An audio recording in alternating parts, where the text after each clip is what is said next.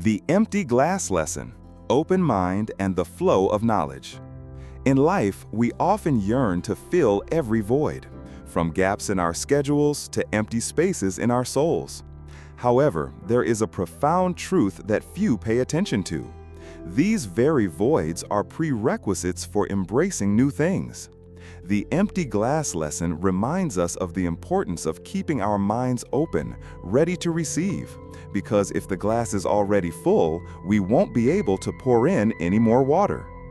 Imagine the story of a learned scholar named Min. Min had dedicated his entire life to research, learning, and accumulating knowledge. He read countless books, attended numerous seminars, and was always proud of his vast treasury of wisdom. In his mind, his glass of knowledge was overflowing, leaving no room for anything else. Min often debated with others, and in every debate, he always wanted to prove that he was right, that his knowledge was superior. When someone tried to share a new idea, a different perspective, Min would often interrupt and say, "I know that already. There's nothing new about it." He didn't truly listen because he believed his glass was full, and any new information was superfluous. Therefore, even though Min possessed an immense wealth of knowledge, he couldn't absorb anything more. He missed out on new discoveries, groundbreaking insights, and valuable lessons from those around him. His life gradually became stagnant, repetitive, and lacked freshness. He felt isolated in his own world of knowledge, for he had closed the door to reception himself. One day, an old Zen master visited Min's village. The master's reputation spread far and wide for his wisdom and compassion. Min, confident in his knowledge, went to meet the Zen master to test his mettle.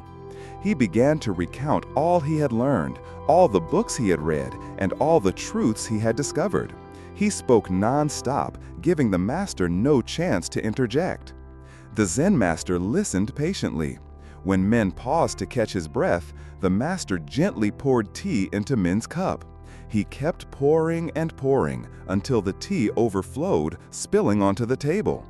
Min was surprised and hastily said, "Master, the cup is full. You cannot pour any more." The Zen master smiled kindly, looked into Min's eyes and said, "That's right, my son. This teacup is just like your mind.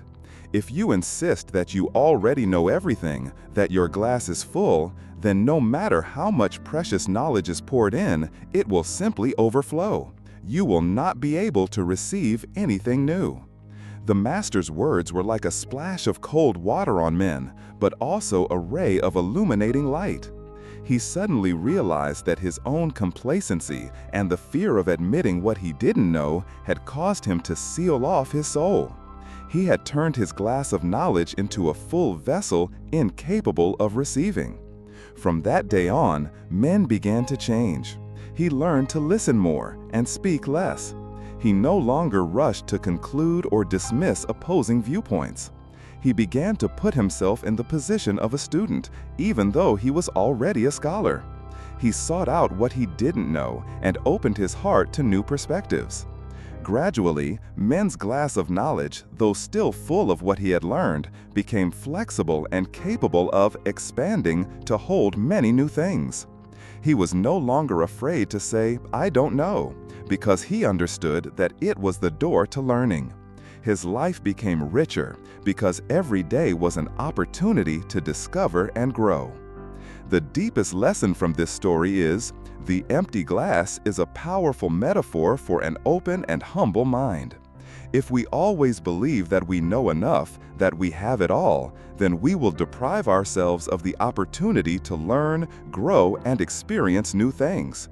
The fear of admitting our shortcomings or complacency about what we have achieved can become the biggest barrier on the path to acquiring knowledge and maturity. Always keep a space in your mind's glass, ready to receive new drops of knowledge, new experiences, because it is then that our lives truly become rich and continuously develop.